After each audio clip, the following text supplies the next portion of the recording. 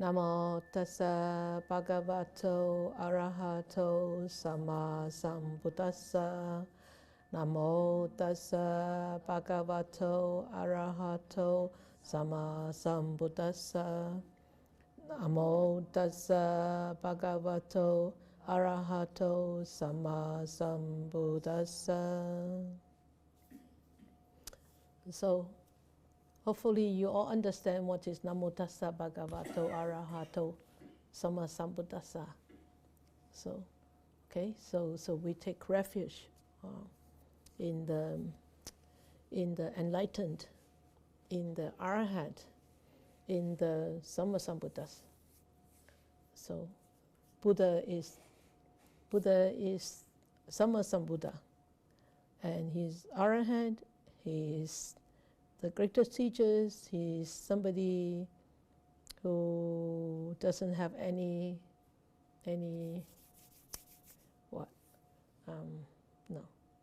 who surpass everybody, who surpass everything and everybody, all the teachings. So that's why always we start off with a gratitude. So Namo, that means we take refuge. Refuge doesn't mean it's just a ceremonial refuge. It is a deep commitment of one who is walking on this path. Is to that refuge actually is sort of like a recalling, a remembering, a commitment to cultivate the similar qualities. Or the qualities similar to those qualities of the Buddha. So a quality similar to the Buddha, which are compassion, liberation, and wisdom. The qualities of the Dharma, which is the truth. Qualities of Sangha, which is purification and commitment to walk on the path. And also, Sangha also means also compassion too, Bodhisattva. The real Sangha, actually, the real word of the real definition of Sangha is the Sangha of Bodhisattvas, not just ordinary people like us, mundane people. It's actually his Sangha. That is Sangha. It's not just us. Okay, we are just really mundane, superficial, Sangha, you can call. All right. You okay? Settle down. All right. Don't panic. There's hiccup here. That's why everybody's sort of like all flushed, all blushed. It works, it works. It doesn't work, it doesn't work. Okay? All right, so as I said, because I want to finish this chapter before we take a break, starting from next week. So we are not going to read, and I have asked you to read, and I hopefully you have read. If you haven't, I hope you will read. So that is my wish. So whether you want to fulfill my wish is up to you. I won't get disappointed, don't worry. So 7 Principles of Social Stability, page 137. So this is actually King Ajatasattu, who is the king in Madagascar. He actually wanted to attack the Vajrayans. Remember who are the Vajrayans?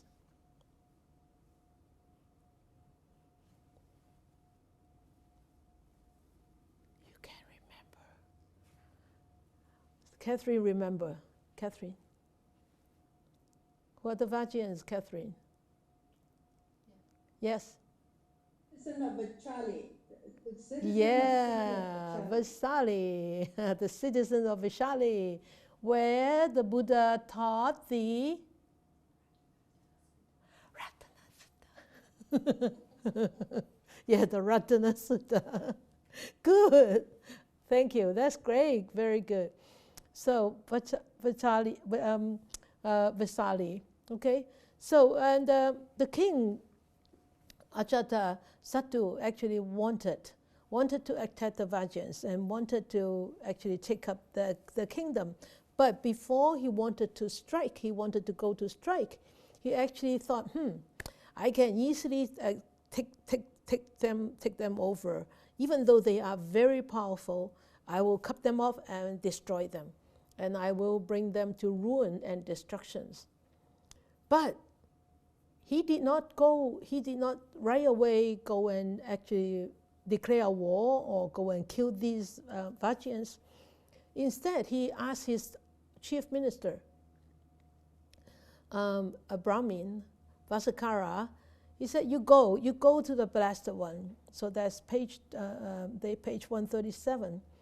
He said, you go to see the Blessed One, that means the Buddha. You go and see him and worship him with your head to his feet in my name. Okay, so respect, paying respect. Visit and respect. And ask him if he is free from sickness or disease. You don't just jump in, when you go to visit people, you don't just jump into asking whatever you want. You pay respect first, especially to your teacher. And Buddha in those days are very well respected. So and so that's the respect they always show, is worship him with your head to his feet. So remember, what does that mean? Why do you have to worship him with your head to his feet? Nobody remember. I have talked about that many times, and don't say that I haven't told you. Catherine again? Okay, Catherine again. Catherine, unmute. Okay, there you go. You unmute yourself, Catherine. Catherine, you unmute yourself. Catherine, you unmute yourself. Yes, there you go. Oh, I thought, yeah, I was looking at you. I didn't see me, so. You didn't see yourself. Okay. What? Why do you have to pay respect with the... To be humble? Yes, yes. Somebody there to have the head against somebody's feet, right? Exactly. And then respecting Buddha. Yeah. Because he's the wisdom and... The wise one. Yeah. Yes, yes, very good. Yeah, so we allow our body to go down, all the way down, and allow our head to touch his feet, because the feet are used for walking. And the feet are considered to be very dirty when you walk, but you don't mind. You go and pay respect with this tremendous, extreme respect, because he is worthwhile. Remember one of the 10 names of the Buddha, Yin Gong. Yin Gong. That means it's worthwhile to receive offerings. This respect is an offering also, okay? A physical offering. Like a physical yeah, it's a physical offering, okay? So he said, so you go and pay respect first, and then could you please ask him if he is free from sickness or illness, if he is living at ease, vigorously and comfortably, and then ask the question. And then ask the question, ask what kind of question? He said, well, no, I didn't write it out. He said, well, I wish to strike the Vajrayans, bring them to ruin and destruction. And whatever the Blessed One declares to you, whatever the Buddha actually reply you, report that faithfully back to me. Because the Tathagata, the Buddha never lie. Okay, so the Vasakara actually went and then did whatever Ajatasattu asked him to do. He paid respect and asked the Buddha, and the Buddha. Ananda was standing behind the Buddha, fanning him, like what is very hot today here. So like in the old days, very hot. So Ananda, being the attendant monk, always fanning the Buddha from the back. And he said, and so the Brahmin, the minister, asked a question to the Buddha, and the Buddha actually directed the reply to Ananda, and asked him, Ananda, have you heard that the Vajrayans hold regular and frequent assemblies? And Ananda replied, I have heard, Venerable Sir, that they do hold regular and frequent assemblies. And how do you understand, the Buddha asked, what does the Buddha mean by assemblies?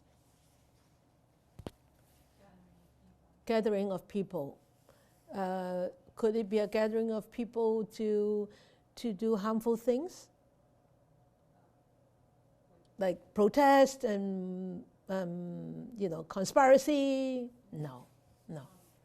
Wholesome. Yeah, wholesome.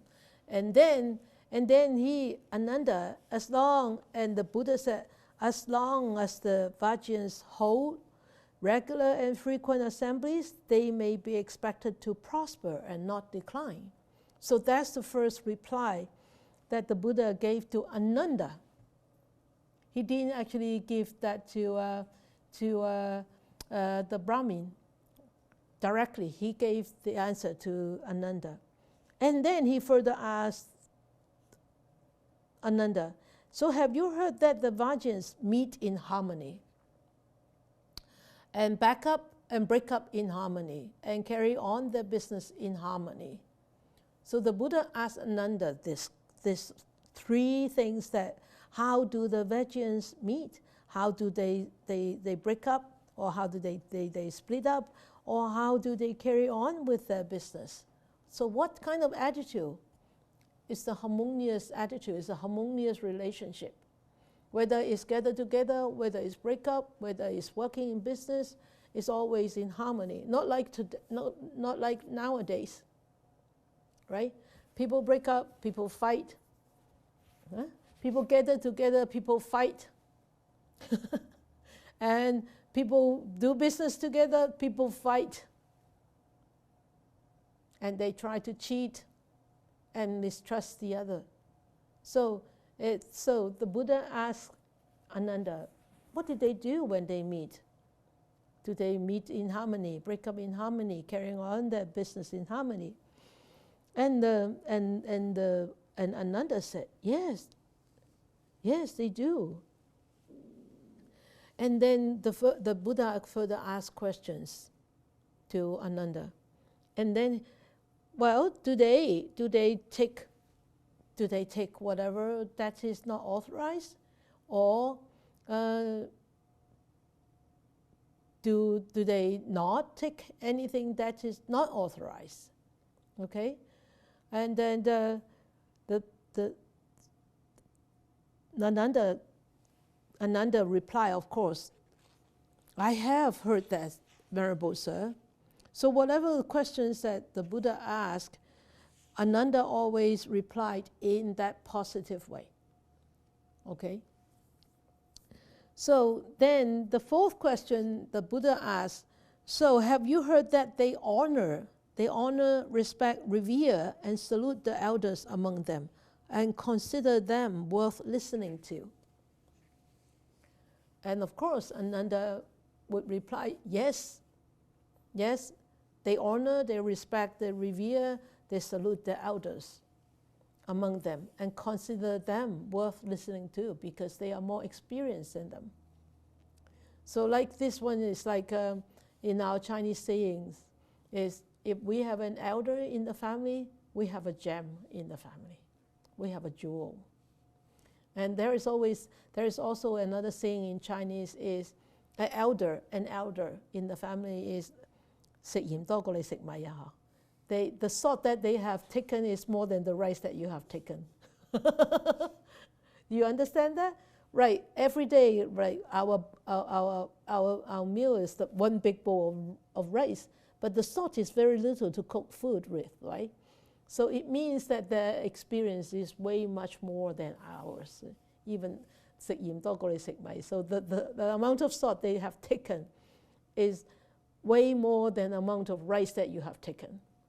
That means the elders are way more experienced than us. 食鹽多過你食米. So, and then the fifth one, he said, They do not forcibly abduct others' wives and daughters to compel them to live with them. I guess that happens in the old days, but it still happens nowadays. It still happens nowadays. Famous, well, not famous, but there are many such incidents that happen in the States, right? People abducted children, people abducted other wives, or people abducted other wives, or their own wife, or they, abducted or abused children, or teenagers for a long time. Remember a few years ago, they found a family like a brick house. How many children? 8 children? 12? Something like that. 12, I think. It was just 3 or 4 years ago, right? Yeah. So abducted. Do they? No, they don't. So the Vajrayans don't do this. Okay? And then he kept asking, so do they honor, respect, revere, and salute the Vajrayan shrines at home and abroad? And Ananda said, of course they do. I have seen that, sir. I have seen that, the Buddha. So the Buddha said, always, after all these questions, and then the 7th question is, prosper provisions is made for the safety of arahants. That means, do they offer? Do they support? Do they offer alms to the Sangha, to the monks, to the monastics, and to the arahants, of course, those liberated monks and nuns, bhikkhunis. And then, so when they come to take alms, or when they need a place to actually stay, it's very taut. There you go. Good.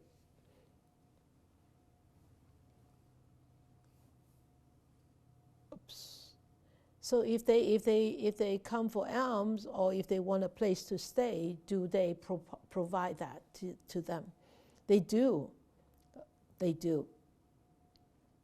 So the Buddha replied the Buddha asked these 7 questions, and Ananda replied.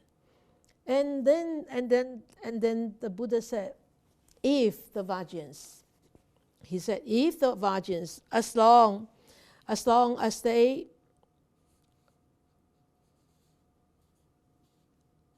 as they provide provisions, as long as they honor, as long as they respect, and these Vajrayans, they will be expected to prosper and not decline. So the Buddha talked about these 7 principles for stability. And we can see from these 7 principles of stability is, we can see the first one is really respect, isn't it? Respect. And also respect is like from in every one of these. In every one of these. And also the second thing about these 7 principles is, what do you see from these 7 principles? Besides the respect?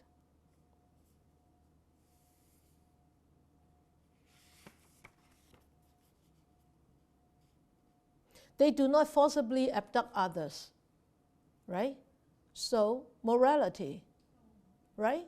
So they don't abduct others' wives and daughters. That means, that they don't commit this sexual misconduct. Why do they want to abduct others' wives and daughters? Okay, so that's the second thing. Morality, and also morality also right. When Buddhists, and also carry on their business in harmony. How do you carry on business in harmony if you are not trustworthy? If you lie, if you sell things and you only give like half the weight, it's supposed to be 1 pound, you only give 10 ounces, right? Then that's not trustworthy, that's not honest. And also is they don't take whatever that is not authorized for them to take. So that is not stealing. You see? So these are all, and they respect the honor, respect and revere, salute to the elders. That's respect. And they provide provisions for the safety of arahants so that they may come to live there and dwell in comfort. That last bit is offerings, generosity, sangadana. Right?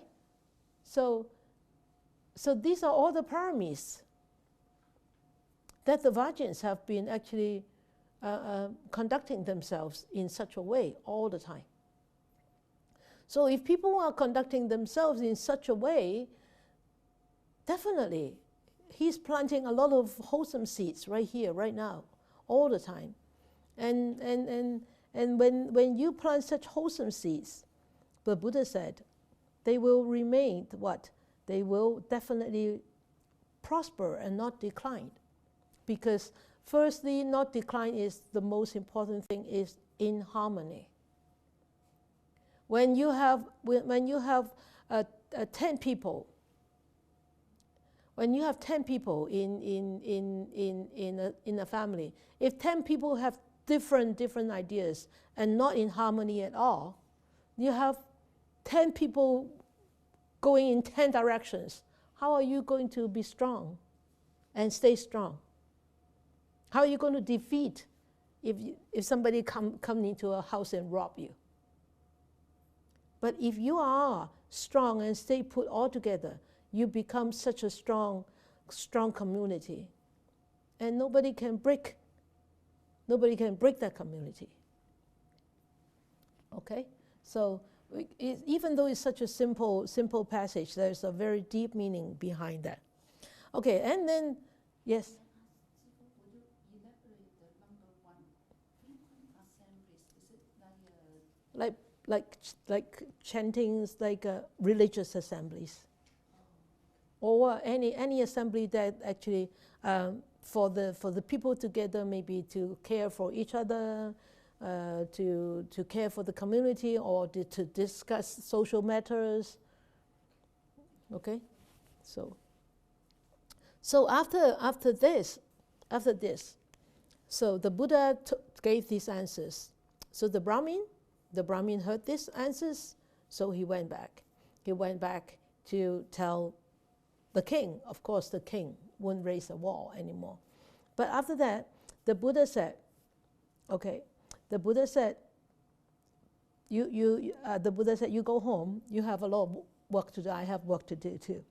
So soon after Vasakara gone, the Blessed One said to Ananda, Ananda, go to whatever monks there are living around Rajagala and summon them to the assembly hall. I need to teach.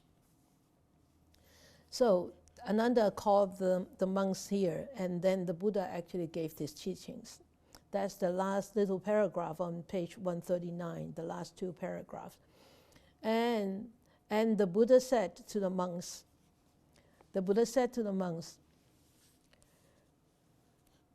he said, as long as the monks hold regular and frequent assemblies, they may be expected to prosper and not decline. Frequent assemblies. That means frequent meetings. So for the monks, frequent meetings are meetings to discuss the Dharma, meetings to discuss Sangha matters, meetings to hold ceremonies or for blessings for the world, or for the country, or for the society, or for the community. Okay, so you can any assembly, literally any kind of any assembly of any nature. And then the second one is then the Buddha said, as long as monks hold regular and frequent assemblies, then you expect them to prosper and not decline. And I totally agree with this. really. If we could, sit together as a Sangha member, as a Sangha community, sit together and discuss matters all, open-heartedly, and a lot of misunderstanding could be resolved, and a lot of understanding could be, brought together and brought up, and so, maybe you should actually bring that to your family too. But remember, make sure you pick a time and occasion. Very important, time and occasion, all right? So, and the second is meet in harmony, break up in harmony, and carry on in harmony. He said to the monks, as long as they meet in harmony, break up in harmony, and carry on their business in harmony, they may be expected to prosper and not decline. So we talked about the 6 cordialities last week, right? So that's where the harmony comes from, the 6 cordialities. And then the third one is, as long as they do not authorize which has not been authorized already, and do not abolish what has been authorized. So, for example, I didn't elaborate on this. The second part is, the first thing is, do not authorize what has not been authorized, and do not abolish what has been authorized. So I could give an example here is something that has been authorized. That means, or I can raise this example, is the Buddha has given us a lot of precepts, has passed on a lot of precepts. Those has been authorized by the Buddha.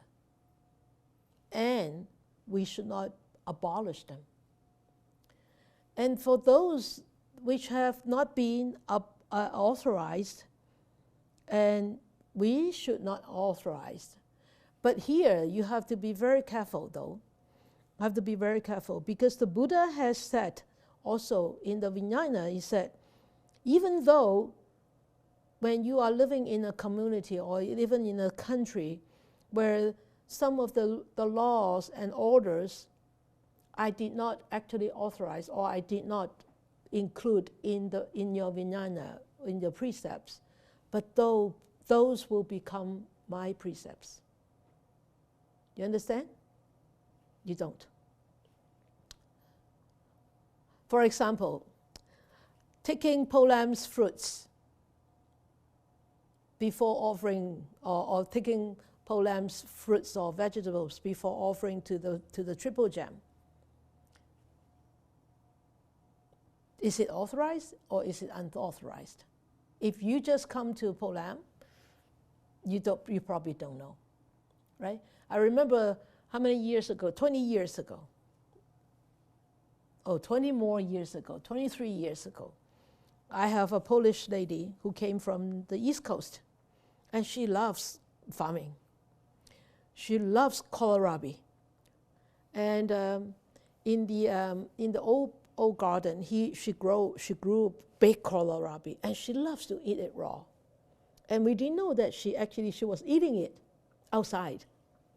And one day I said, where are the kohlrabis? She said, I ate them. I said, what? You ate them? And she said, yeah, I grew it, so I ate them. She grew it here and she ate them. She because she didn't know. That is one rule that she didn't know is, this is the Sangha land. I mean, this is a triple gem land. This is a monastic land. And anything that is grown here has to be offered to the triple gem first, the Buddha, the Dharma, and the Sangha, before you can eat it. I won't just pick fruits from the tree before I offer to the Buddha and Buddha Sangha. And she was so upset. I said, no, you can't. You have to offer first. She said, but I grew it. I said, you grow it, but you use Po Lam's water, you use Po Lam's dirt, you use Po Lam time, you use Po Lam's air.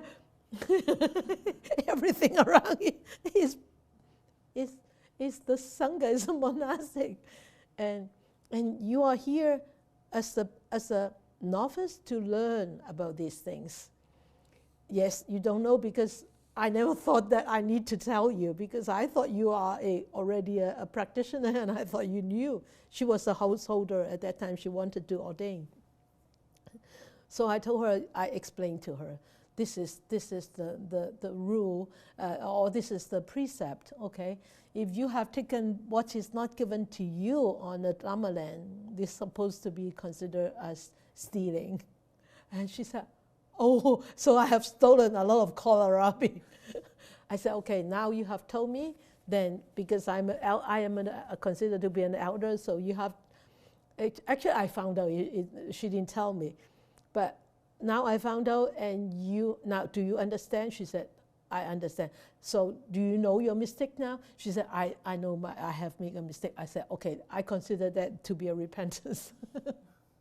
I said, that's okay, as long as you remember in the future. Now she's a nun. She has been a nun for 21 years now, and she still remembers this little story, and so so that is not being authorized. And if it has not been authorized, don't take it, don't do it. If it has been authorized, do it accordingly. Okay, so.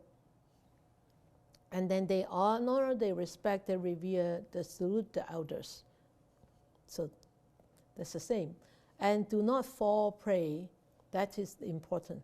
Do not fall prey to the craving that leads to rebirth.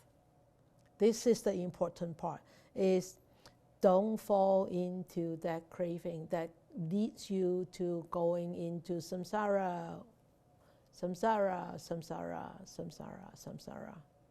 Okay, and you can see here the Buddha has already told us what leads to samsara. Craving. Nothing but craving. Everything after that actually starts from craving, because you crave, you don't get, then you start to get angry. You start to get irritated. Okay, so that it all starts from there. And devoted to forest lodgings. Of course, nowadays we seldom have forest lodgings. We only have a couple in Canada, and of course in Southeast Asia is the tradition. They still upkeep that tradition, and as I understand, forest lodging is like simple lifestyle, and not extravagant lifestyle. Okay. So the Buddha said, as long as the monks hold to these 7 things and are seen to do so. Do we have 7? No. There's one more. Yeah. Preserve their mindfulness regarding the body. So that means the satipatthana. Really, mindfulness regarding the body, because mindfulness, you have to practice mindfulness with your mind regarding the body, using the body as a tool. So the satipatthana is, the breath is also the physical existence, the body is the physical existence, the sensations are the physical existence, and even the 32 parts of the body are considered as the physical existence. So there are many ways to actually practice satipatthana. But the most important way is to really develop that mindfulness to this existence, the truth pertaining to the existence of this physical body, so that we understand this is impermanent, and this is changing, and this will decay. So that when it starts to decay, degenerate, we don't get too upset, we don't get to attach to it. And even at the time of death, we don't lament, and we don't have to be so afraid, so fearful, because we understand. We build up that understanding, days in and days out, by being mindful. So preserve, that means continuously having that mindfulness to the truth pertaining to the existence of this physical body. Okay? So the Buddha actually taught us the 7 principles of stability. So if we can actually implement that into our society, our community, our family, anywhere we go, I'm sure, prosperity, safety, and will definitely be there. Okay? So, all right. So the next subchapter is the wheel-turning monarch. So this is actually, I don't know, I can't understand why it's being put in here, into this chapter, because it's really talking about this monarch, the wheel-turning monarch. How he is actually being reborn in different places, in different, like north, east, southwest kingdom. So I don't know why it's really being put into here, but anyway, it's in here because I think it's also talk about how one could become a wheel-turning monarch. So it's in this Chakravarti Sihananda Sutta. So he said in here, after many 100 years, 1,000 years, the king Dahanimi said to the certain man, "My good man, whenever you see that the secret will treasure has slipped from its position, report it to me." So the man replied, and after many hundreds and thousand years, the man saw that the secret wheel above that treasure, that king actually slipped away. So he actually see this. He reported the fact to the king. Then the king sent for his eldest son, the crown prince, and said, "My son, the secret wheel treasure has slipped from its position. And I have heard that when this happens to a wheel-turning monarch, he has not much longer to live." So that means the aura has disappeared. You can say the aura has disappeared. And so he said, "I have had my fill of human pleasures. Now is the time to seek heavenly pleasures. You, my son, take over control of this land. I will shave off my hair and beard, put on ochre robes, and go forth from the householder life into homelessness." And then he did. He made his oldest son to become a king, and he went off into homelessness. After 7 days, and 7 days after this royal sage have gone forth, the secret wheel treasure vanished, completely vanished.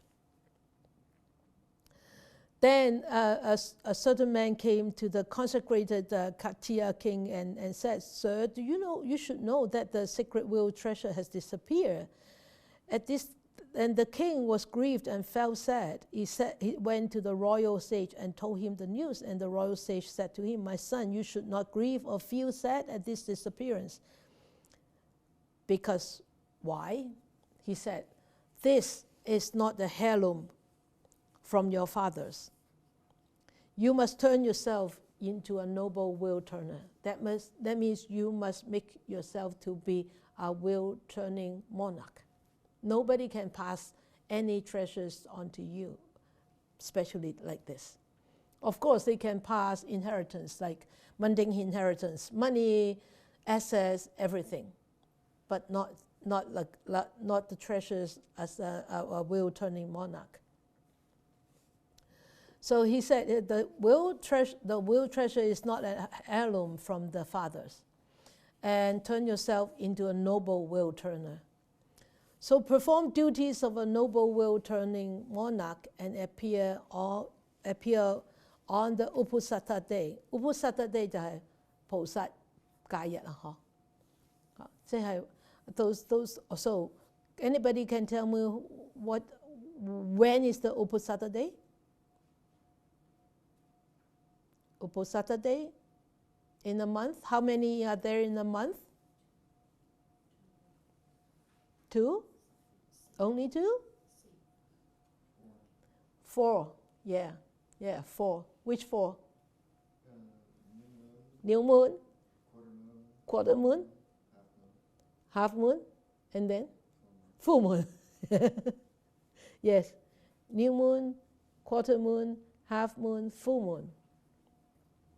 So, and so that those are the four Uposatha days. So in the old teachings, the Buddha always in the old practice, actually people always on Uposatha day, they would go into a monastery and stay there and take precepts. Take how many precepts? 8 precepts, yes, 8 precepts. And then they spend 24 hours there, and from for example, from 6 o'clock today until 6 o'clock tomorrow morning. So they can abstain from eating after lunchtime. So they take 8 precepts, and then they go and study and listen to Dharma talk, and they meditate, and then they do chores. They sweep the floor, they cook the food, they wash everything. So those are the duties of householder on Uposatha day. But it seldom happens now. Nowadays, it still happens in the Southeast Asia. It's still very, very, very common. Okay, so and then he said, if you go on such an Uposatha day and you wash your head and gone up to the veranda on top of your palace for the Uposatha day, the sacred treasure will appear to you, thousands booked, complete with rim, hub, and all accessories. Why do you think he would suggest that to his son like this?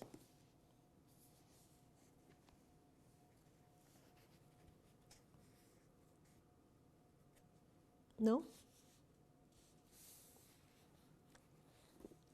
Nobody knows? Everybody was so quiet. Nobody knows? No? Why? So why would it will appear again?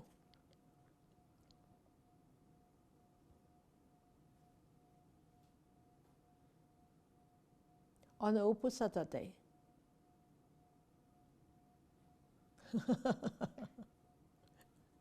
Because why? Why would you go to a monastery? Because you revere the Dharma, you respect the Dharma, you revere the elder, you respect the elder, right? And you and then you cherish the Dharma, you cherish the Sangha, you cherish the Triple Gem. How, if you don't cherish, why would you go? If you don't have faith in them, why do you go? Right?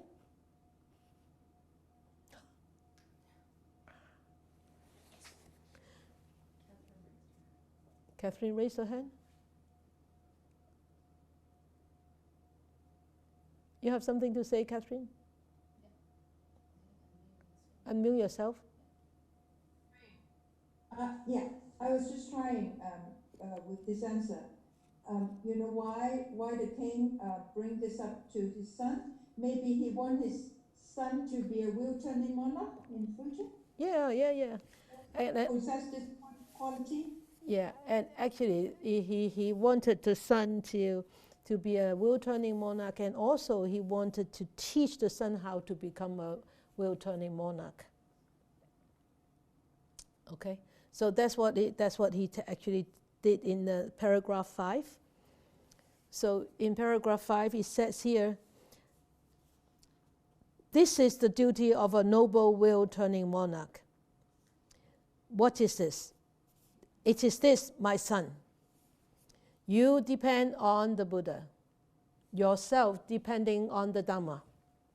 You depend on the Dharma, and then honoring and revering the Dharma. And then cherishing it, venerating it, and doing homage to it. Right? And then also, these are all talking about what? Respect, cherish, treasure, revere, and homage, paying homage, namo, namo tassa, right? Paying homage, namo, okay? And then having Dharma as your badge and banner. That means, why? What does it mean by badge and banner? Having Dharma as badge and banner, as your badge and banner. How do you understand this? You wear a badge here. You proclaim to everybody that you are a Dharma practitioner. You live abiding by the Dharma. And what is the banner?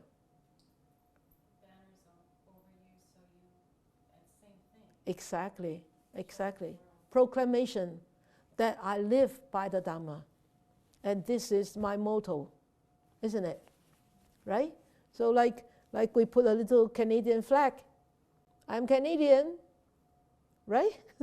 Or American flag. I'm American. Or Chinese flag. I'm a Chinese.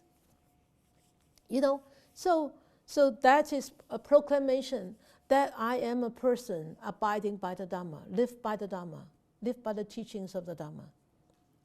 Okay, and then acknowledging the Dharma as your master. That means I listen, I follow, and I learn from the Dharma. So a master is, you listen to the master, you learn from the master, you follow the master. But this master is not any master, it's the Dharma. It's the teachings, the great teachings. So then he further said this. You should establish righteous guard, ward, and protection for the household, troops, khatiyas, vassals, for Brahmins, for householder, town and country folks, ascetics and Brahmins, beasts, and birds.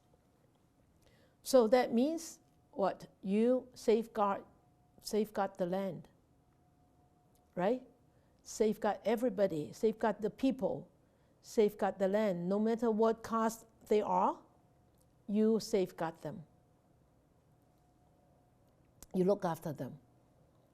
And you safeguard them not by unrighteous means, but by righteous means. Righteous guard. Okay? And then let no crime prevail in the kingdom. Let no crime prevail in the kingdom. When I see this, it's actually dawned on me. Nowadays, it seems that so many head people or head persons in the country actually promote crimes in the kingdom, rather than let no crime prevail in the kingdom. It's so strange. People are really going backward. Really. So it's really strange. So that's why I really applaud, or I really appreciate what the Buddha has taught us is morality, the precepts, the morality. And because having morality, having such a high moral standards, and if in a community or in a kingdom or in a land with such a high moral standards, you don't need to guard anything. You sleep with open doors. I remember in the 70s when I was studying in the East Coast, we always slept with open doors. We never locked our doors. We never locked our windows. We never put bars on the windows. But nowadays, you go out on the street to the east side. You see bars everywhere. It look like people are living, locking themselves making their home a prison, rather than a home, right? Why is that? Because it's not safe anymore. Because people lose that earning for morality. They lose that urge to actually to be moral. And they don't teach them at school. Do they still teach them at school? Depends on the teacher, I think. Okay, I'm sorry, teacher. Yeah, I know you teach. You do teach. I'm sorry. I take that back. Or sometimes the parents are not moral enough. Parents are not moral. Children do not know what is morality. I remember Yolanda told me she used to work at elementary school. Grade 2, grade 3 come back and go to school and swear all the time. And they thought, why would a grade 2, grade 3 swear such words? So they called the parents up. The parents swear right on the phone. Then they knew. That's education, family education. Where's morality? Where's morality? The standard of morality is so low now. It's sad, it's really sad. So if we do not want any crime prevail in our community, we need to have a high standard of morality. Everybody has to abide by that. And give wealth to those who are in need. That means what? Cultivate that parameter of generosity, dana. And from time to time, approach the practicing ascetics and Brahmins. For what? To get teachings, right? So this is actually, I always like to refer back to that chapter, which I spent such a long time teaching. I think it's chapter 2. Chapter 3, Approaching the Dharma. Is it chapter 3? I think so. Yes, chapter 3. So if you have time, read chapter 3. I love that chapter because that is the way how we should actually approach the Dharma. Okay, so then because he actually did this in that kingdom, the kingdom flourished and prospered. So, and then he traveled. What is wholesome and what is unwholesome, he said. What is wholesome and what is unwholesome. And what is blameworthy and what is blameless. And remember that too. I can't remember what the... what's the story of that? The Buddha actually asked, oh, is it blameless? Is it blameworthy? And then the oh yeah, you have to check yourself. Would the wise one think this is blameless? Would the wise one think this is blameworthy? So that means also here is actually morality, talking about morality. Okay, and what is to be followed and what is not to be followed. So that means we need to have this right understanding and right view, right? If we don't have right view, then we follow the wrong one without knowing. We don't know that we are following the wrong path. If we don't know, if we don't have the right view, right understanding. And what action will be in the long run lead to harm and sorrow, and what to welfare and happiness. So that is talking about the future. So the actions we do now will lead to consequences in the future. So the Buddha said, well, not the Buddha. The monarch said to his son, he said, you go and make sure you check yourself whether in the long run your actions will lead to sorrow or lamentation, or will lead to happiness and welfare. You have to check it out yourself all the time.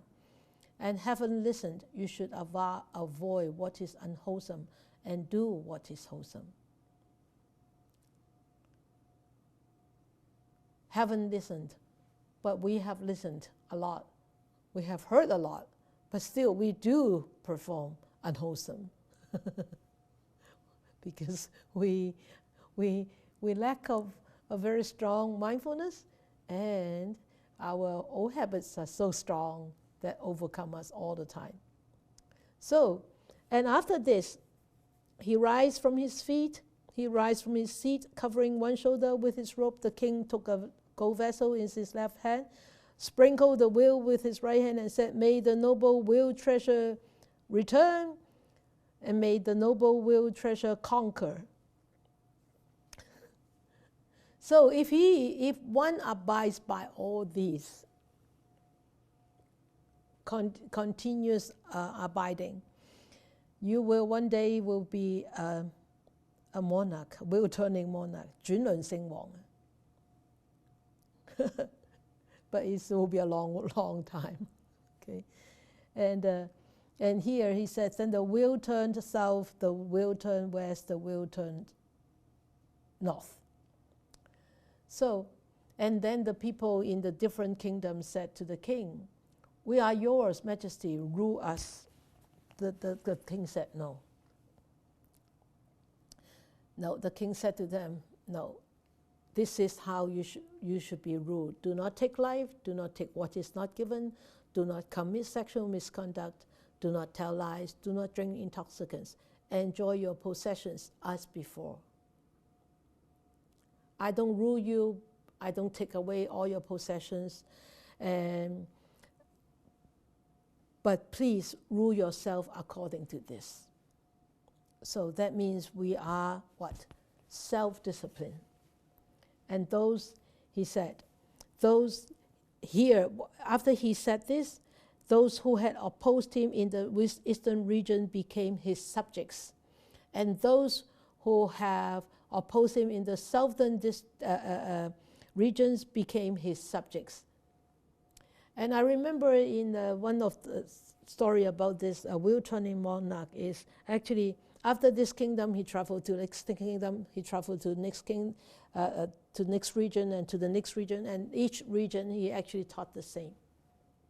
So he spread all these words to the different regions, the south, east, west, north regions, all these words. And then he said, having conquered the lands from sea to sea, returned to the royal capital and stopped before the king's palace as he was trying a case, as if to adorn the royal palace. This is a very, I think it's a very abstract passage to me. You need a lot of imagination to imagine the wheel-turning monarch presenting himself in such a way.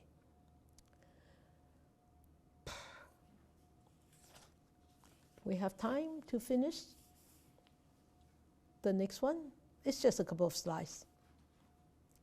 Okay, we'll finish the next thing before we take a break for the auspicious ceremony. Okay, so, forget to animate.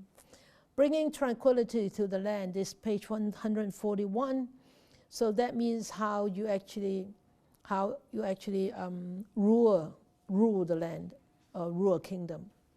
And sitting to one side, the Brahmin Kuttadanta actually asked the Buddha, addressed the Buddha, "Master Gautama, I have heard that you understand how to conduct successfully the triple sacrifice and its 16 requisites." Triple sacrifice and 16 requisites are the old way, the Indians way, the sacrifice, they kill, they offer such and such. So now I do not understand all this, but I want to make a big sacrifice. It would be good if you could tell me what to sacrifice. So the Buddha said, listen, pay proper attention.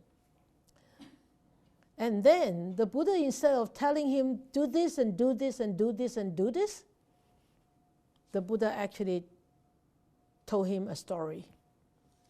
There is this spiritual teacher, a chaplain of this king, and his name is Mahavijita. Okay, his Mahavijita, the king Mahavijita was very rich.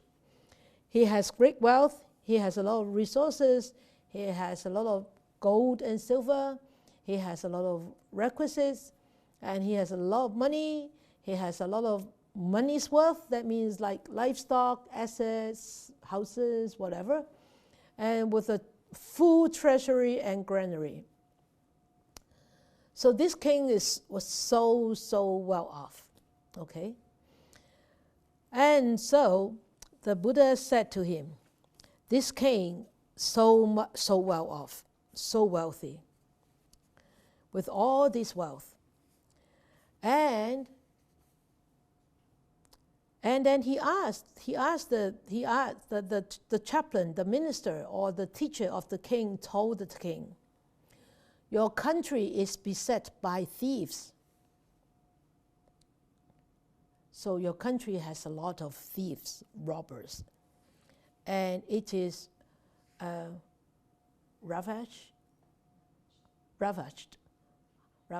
蹂躪啦，蹂躪 that means destroyed， 即係糟蹋啊，咁解 ravage. And villages and towns are being destroyed. And the country is infested with brigands. So the chaplain, the minister, said to the king, because of all these, suppose you think, suppose king, you think, how are you going to deal with this? You are going to deal with this like this way. Okay, I tax them. I put a big tax on them. Okay? And then I will execute those people who are thieves. I'll kill them, I'll put them into prison. And then the chaplain said to the king, if you do it this way, he said, by getting rid of this plague of robbers by executions, imprisonments, or confiscation, threats, and banishment. And the chaplain said, the plague would not be properly ended. Those who will survive, they will come back and haunt you. Come back to harm you later. Revenge, right? So the king said, oh, really? So what can we do? So the chaplain or the minister advised the king. He said, you should do this. Give them grains, give them fodder to farmers, or to those people who steal, who rob. Why would they steal? Why would they rob? Because they are poor. They might not be able to put food on their table. They may not have clothes to wear. So give them grains, give them fodder to grow so that they could be self-sustained. And give capital to those who are in trade so they have money to start their business, they have money to go on with the business, so they can further invest, they can make money, and they can make them the family wealthy, the family healthy and wealthy and being well fed. And he said, assign proper wages to those who work in government. Or so make sure you don't abuse your government officials or government clerks. Pay them well so that they are so happy to work well, to work hard, to work diligently. So if you do this, what did he say? The minister said to the king, if you do this to your country, being intent on their own occupation, they will not harm the kingdom. Because if they have sufficient, if they have good education, if they have enough food, they have career, and all their daily necessities are met, and they are happy, then they won't come and haunt you. They won't come and harm you, and the revenues will increase. And then the land will not be will not be beset by thieves. It will be tranquil. It will be peaceful. It will be safe. right? And people will what? This is very important. It says, on the second last paragraph, it says, the people with joy in their hearts, with joy in their hearts, playing with their children. That means enjoying a family life. And will dwell in open houses. What do you understand by open houses? You can come to my place, I can go to your house. We don't have to safeguard everything because everybody is honest. And the community is safe, has surplus. One country, one home, one country. Or many homes, one country. Many homes, one home. Whatever. The king actually took the minister's advice.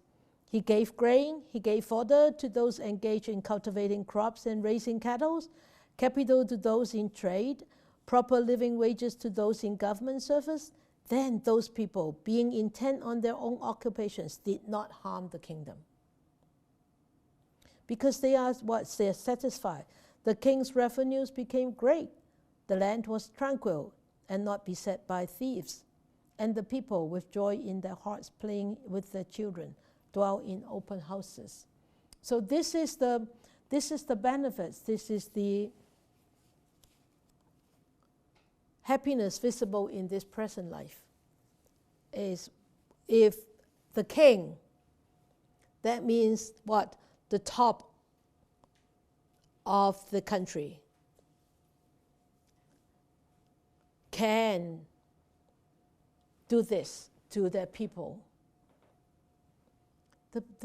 then the country will be prospered. The country will be a safe place to stay.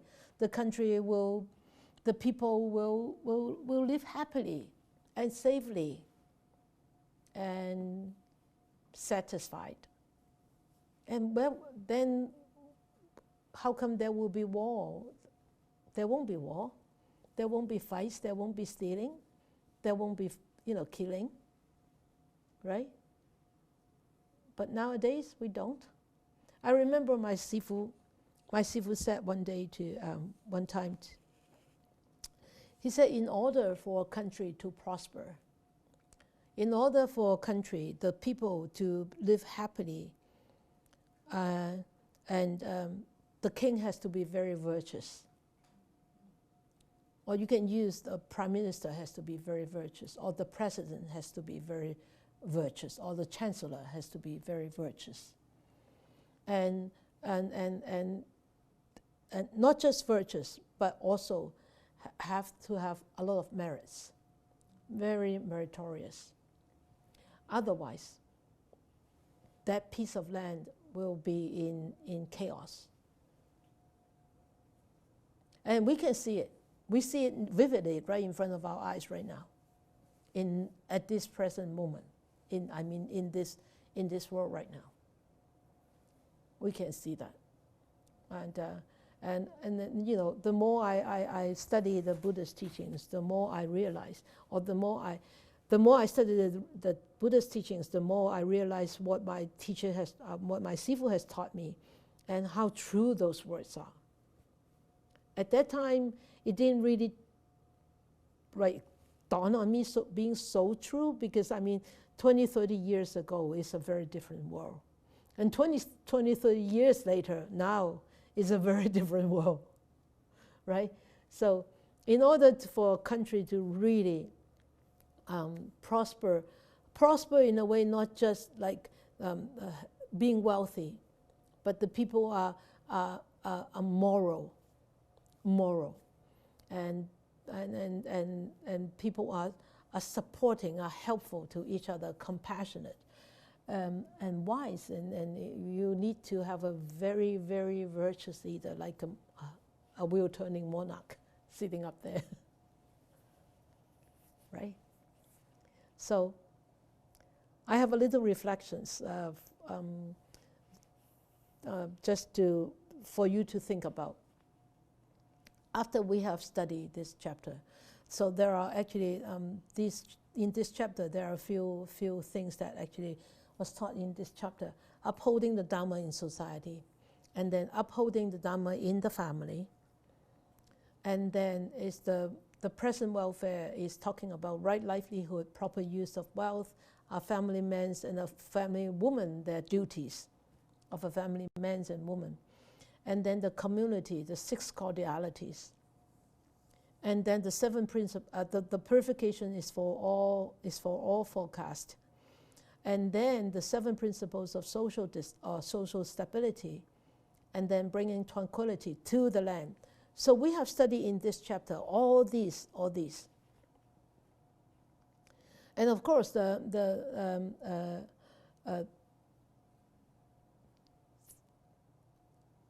I want you to think, are we more convinced now about the benefits of upholding the Dharma in our daily lives? Before you study this chapter, and after you study this chapter, have your faith or have your commitment to actually uphold more or a stronger uphold the Dharma in your heart for the future, for the rest of your life? Has it gotten stronger? Are you more committed? Not just because you wanted all these benefits visible in this present life, but next chapter we talk about benefits visible in the future life. So if you don't do it in the present life, sorry, you don't get it in the future life. So you better invest first. If you, after studying this chapter, if you didn't think that you have uplifted or you're more committed to uphold Dharma in your heart, in your life, then you really need to check on yourself. Do I call myself a practitioner? Do I call myself a student of the Buddha? Or do I call myself a follower on the path of the Buddha's teachings? Okay, so in order to really bring tranquility to the land as an individual, ourselves as an individual, what could we do and what should we do?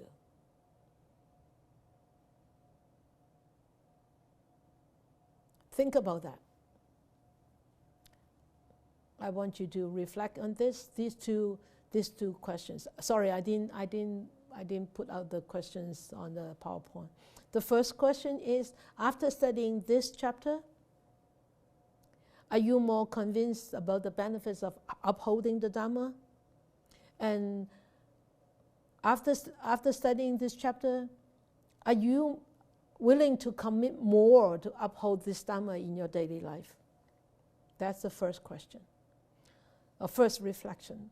The second reflection is, in order to bring tranquility to the land, or to the community, or to the society, and as an individual, us ourselves, as an individual, what could we do and what should we do?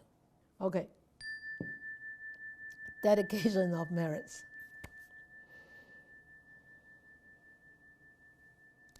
May these blessings extend to all, that we with all the other living beings together will attain the Buddha way. May we wish more and more people will encounter the Buddha's words, the wise words, study them, understand them, practice them, implement them into their lives, and live a happy and free life, and be peaceful and be well.